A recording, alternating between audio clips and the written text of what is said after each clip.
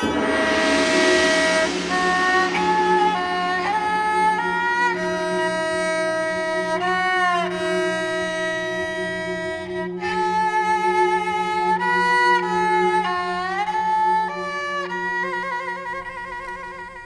everyone, welcome to Mindful Adventures. Before we hop into today's satsang, I just wanted to let you know that all of the questioners will remain anonymous unless they explicitly say, that it's okay to share their name and where they're from and that. Typically with the in-person satsangs, it's been a very long time since I've done one in person, so because of COVID and other situations, and in those forms when it's recorded, then anonymity is much more difficult. But in this case, especially for those who are submitting questions through IGTV, whether you're following me or not, you will remain anonymous unless you say to share your name and where you're from. So let's go ahead and get started. The first question.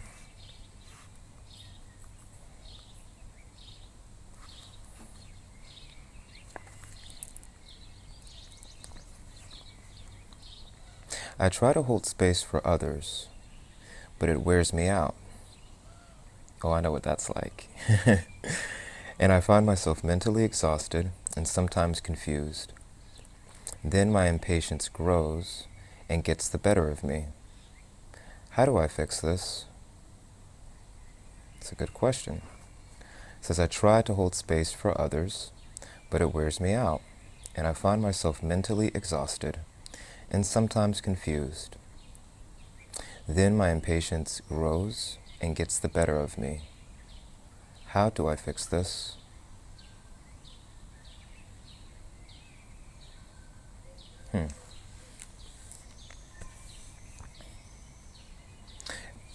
Based on how you ask the question, there's terminology or certain phrases, catchphrases that you find in different communities. So whether you're in the wellness community as a therapist or a coach, or you're on a spiritual path and you've caught hold of this term, holding space.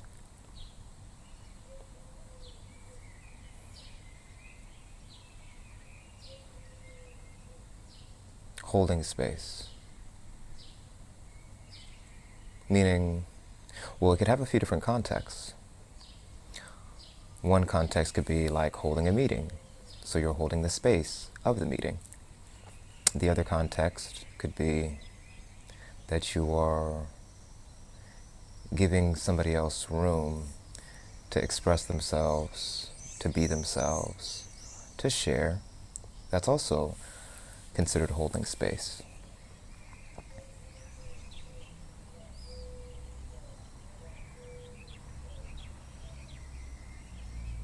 And this is the thing about holding space for others. It's possible that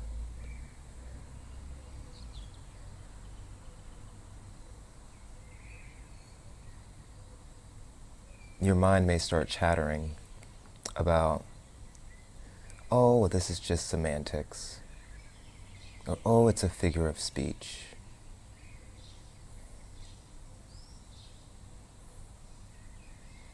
Or so many people are saying it.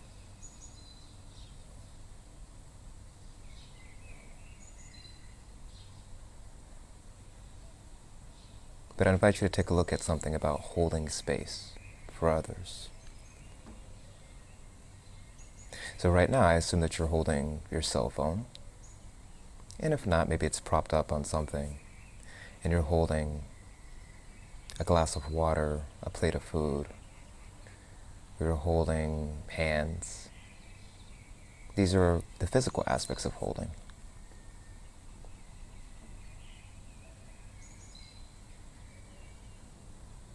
Or you may be holding a book. Even though that would be kind of strange if you're holding a book and holding the phone at the same time, but I guess that's why we have two hands. And naturally, if you hold it long enough, your hand will get tired, your arm will get tired, things may start to cramp up a little bit of discomfort may creep in. Let's say I give you a coffee mug and say, just hold this. Hold it. And you take it and you start holding without putting it down, maybe 20 or 30 minutes. If you're really strong, maybe a whole hour. It's like Survivor. I love those challenges where they have to balance and hold things for ridiculous amounts of time to win the prize. But eventually, it's just the simple nature of things, you get tired. And the thing about words is when we hear others using them, especially when it becomes a popular catchphrase like holding space for others, then it reinforces a sense of correctness, of it having like some truth to it. But of course, you cannot hold space for others. You can't hold space. It's difficult. You are the space. Simple. At the root of it, you cannot hold space for others because you are the space. That's all there is to it. So I understand the difficulty.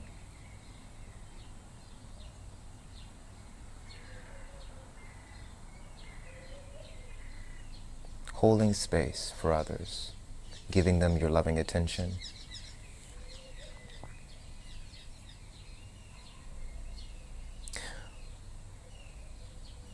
Holding space for others would only mean that you are a holder.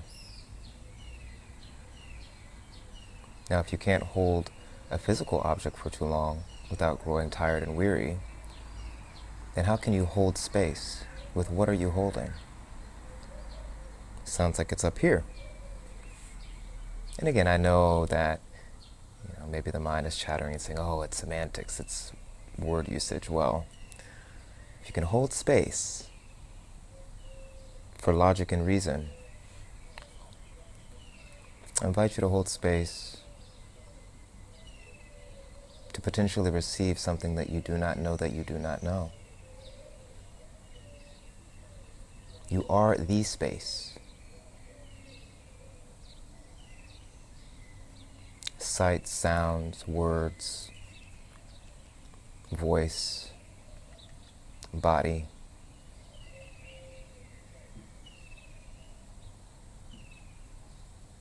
Perceived others, sun, moon, stars, trees, raindrop, appears in space. You are that space.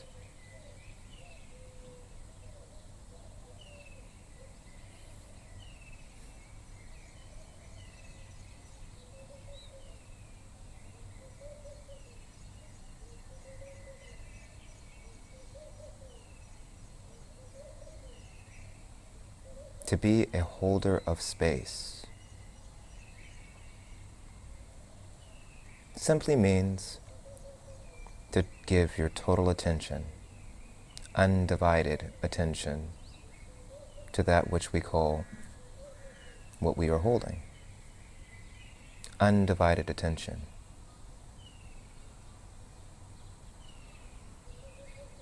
And when the attention is undivided, I mean really undivided,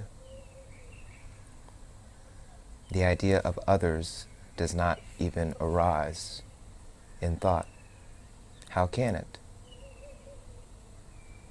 The idea of I am holding space and other does not arise when someone is aware with undivided attention.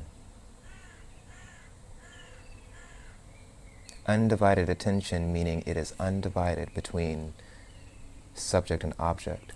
As J. Krishnamurti once said, the observer is the observed. That is correct. And in that, both disappear and there is nothing but awareness. Right attentiveness.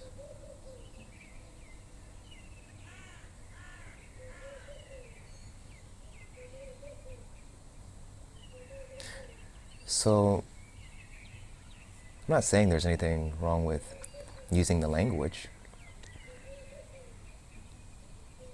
but I would also suggest just a very slight shift in perspective.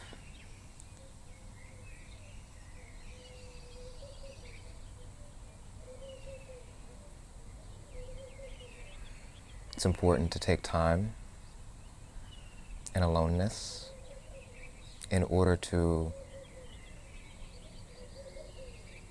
remember the self, and in the self-remembrance and in the self-recognition,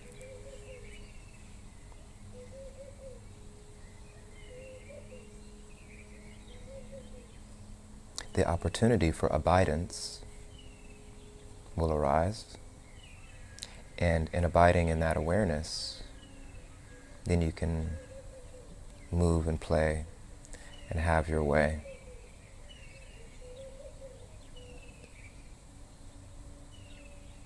Without putting on the garments of being a holder.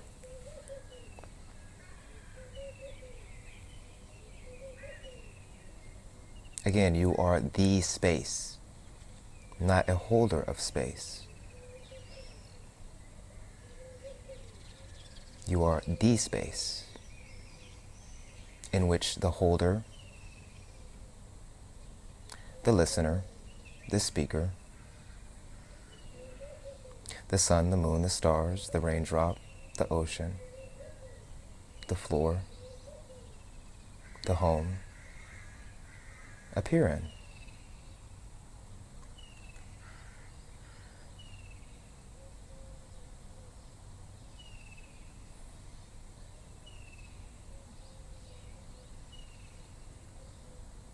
And a thought may arise saying, okay, well, this is the language and we have to be human. I've actually heard this quite frequently recently.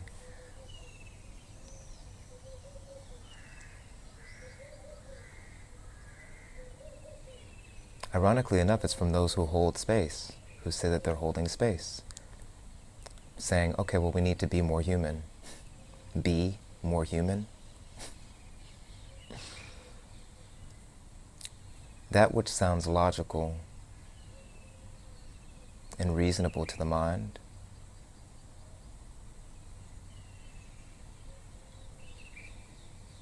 is more often than not self-deceptive.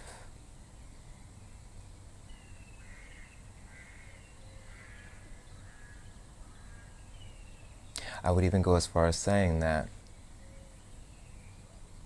almost anything and everything that is generated from mind, especially if it is reason or logic, the ingredients used to create the reason and logic is just words, images, and symbols, matrix.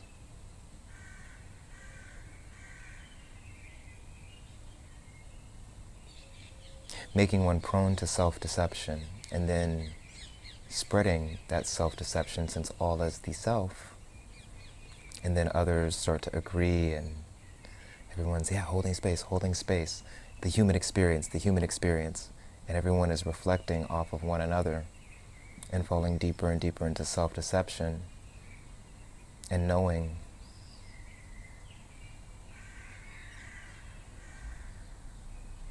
when all it takes is just a little bit of awareness. That's it.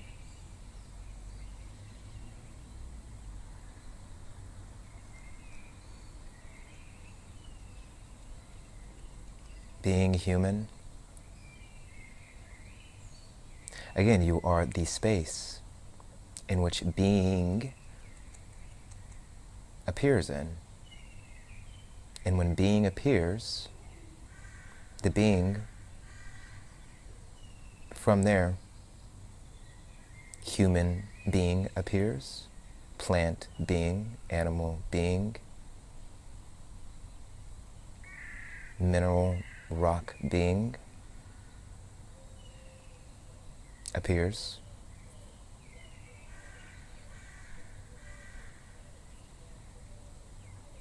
And oftentimes we rationalize faulty logic.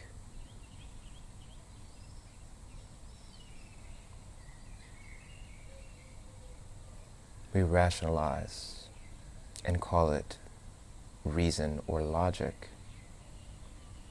all in the name of being human. You are also human, of course.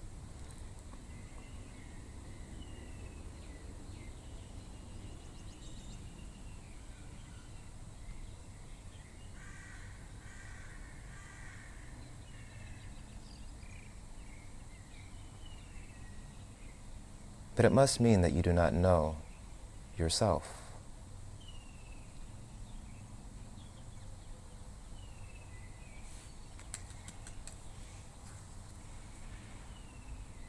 And in coming to self-knowing,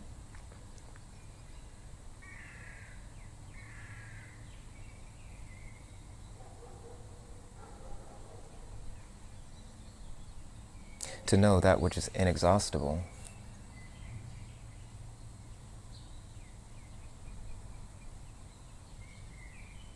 you won't feel bothered by the impatience that may arise from trying to be a holder of space, because then you will understand that you can never hold space.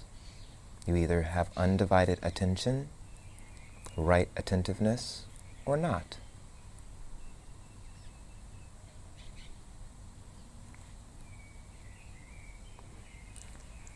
Mentally exhausted and sometimes confused, and then my impatience grows and gets the better of me. Oh yes, yes, I understand. Sometimes that impatience arises in me like a fire.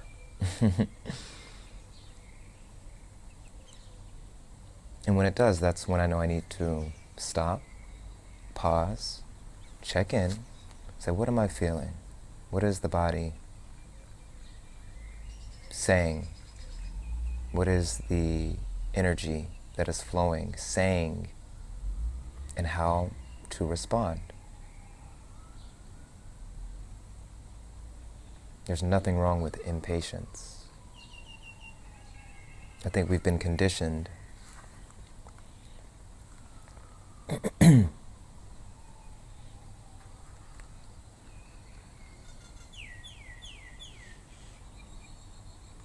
to be little boxes, nicely wrapped all nice and tight with ribbons, just waiting patiently. Even when impatience arises, there are times when impatience may arise that it is the appropriate response.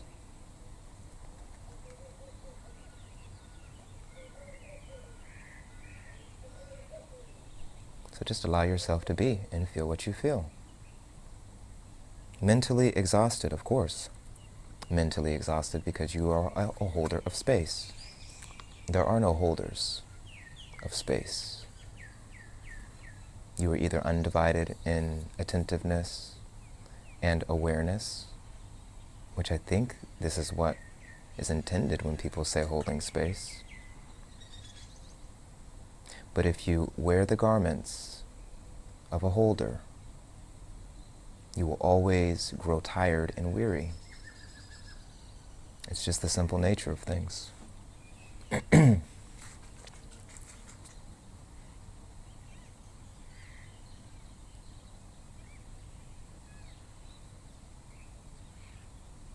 So how to fix this? That's How do I fix this?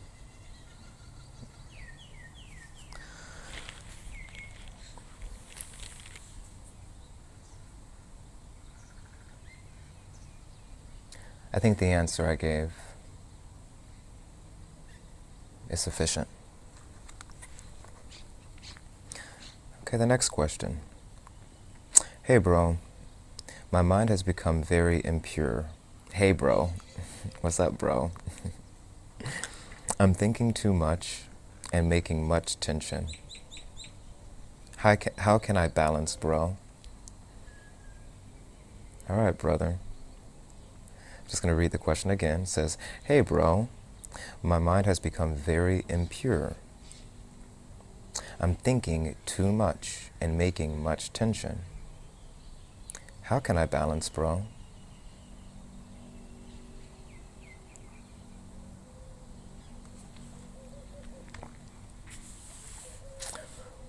Well, brother,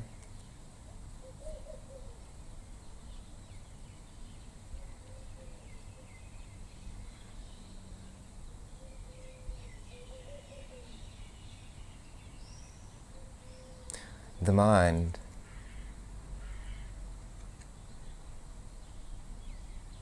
can't become impure.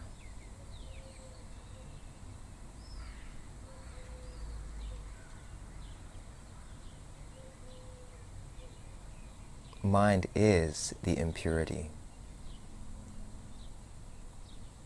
Your spaciousness, pure consciousness.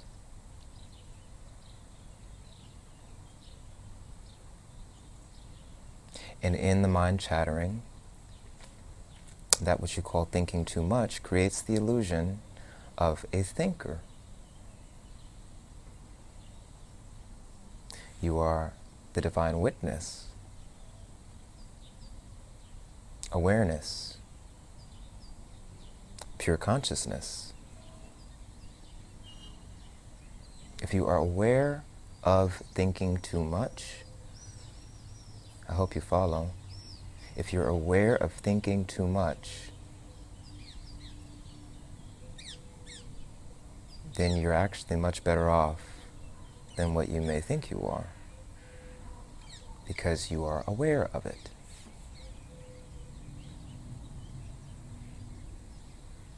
The awareness is untouched, unblemished, unbothered. But the thinker in you, which is also an illusion, in your identification with this thinker, the identification is also part of the illusion, is thinking too much.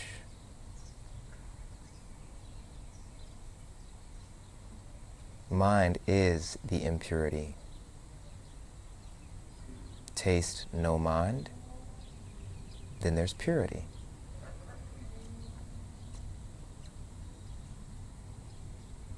Purity and impurity of mind, awareness is pure, mind is impure. It has nothing to do with positive thoughts versus negative thoughts.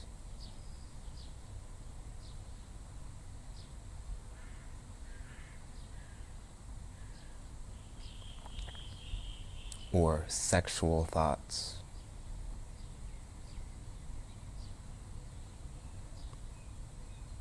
Versus other thoughts. All thoughts, when it crowds up, or it gives the illusion of crowding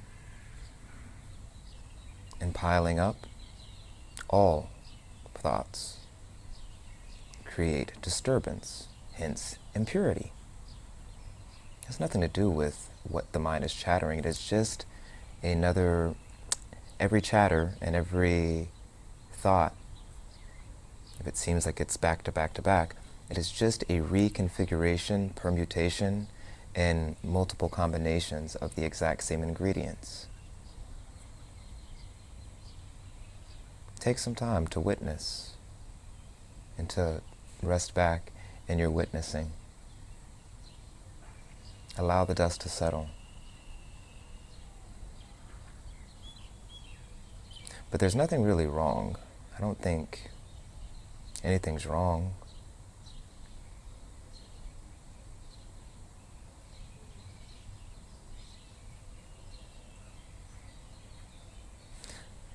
Let's see if there's any part of the question here that I missed. You're thinking too much and making tension. Yes, overthinking creates tension. How can you balance?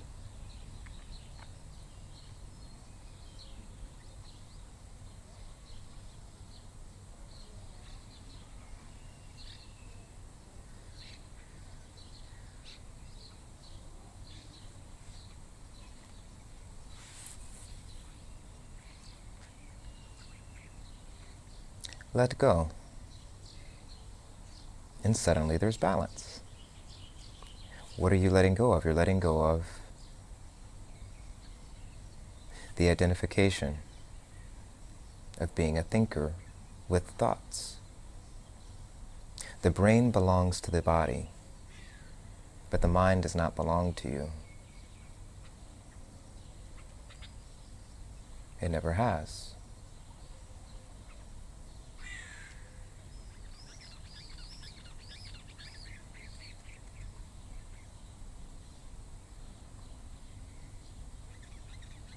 Mind moves through the immovable. Let it move. Just don't get too, or try not to. Actually, don't even try. Again, feel what you feel. However, wouldn't get too tangled. This is where meditation comes in. Mindfulness.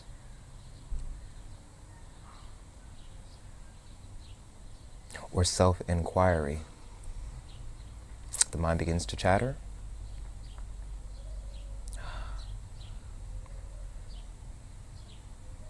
Bring your attention to your breath. At the base of the belly, at the end of the exhale, there's a gap. Fall into the gap. If you're watchful in this process,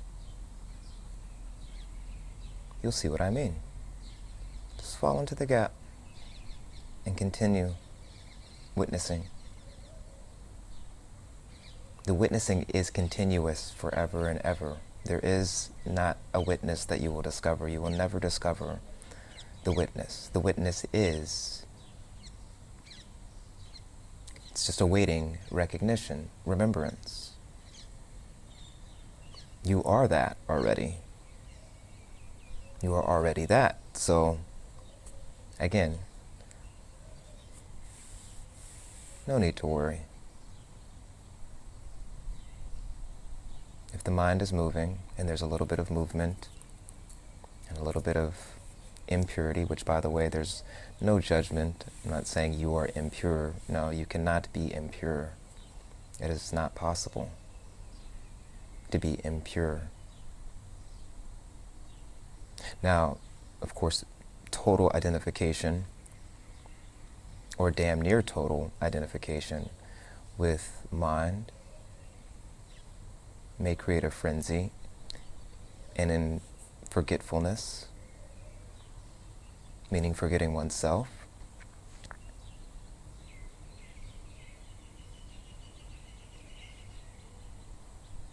then your actions may be unconscious, quote unquote unconscious.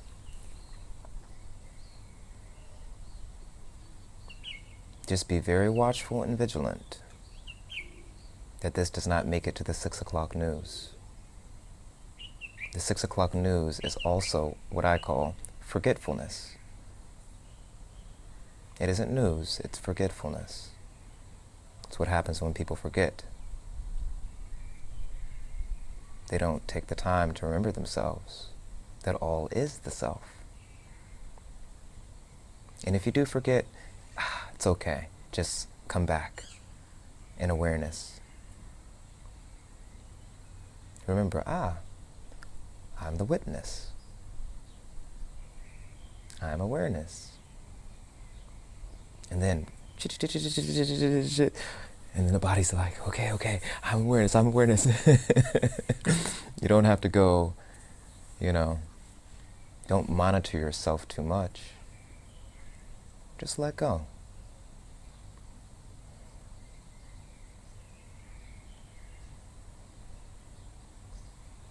These things are illusory. And again, if you're aware of thinking, that means that you are awareness first. Then thought arises and subsides.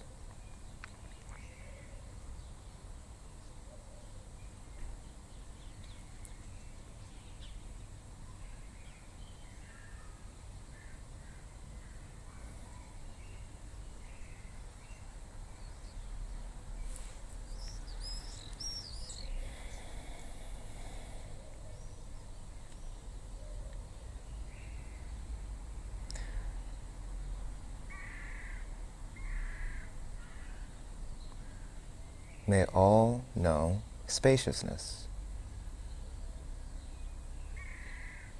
and in that be guided in grace. Om Shanti Shanti. Namaste.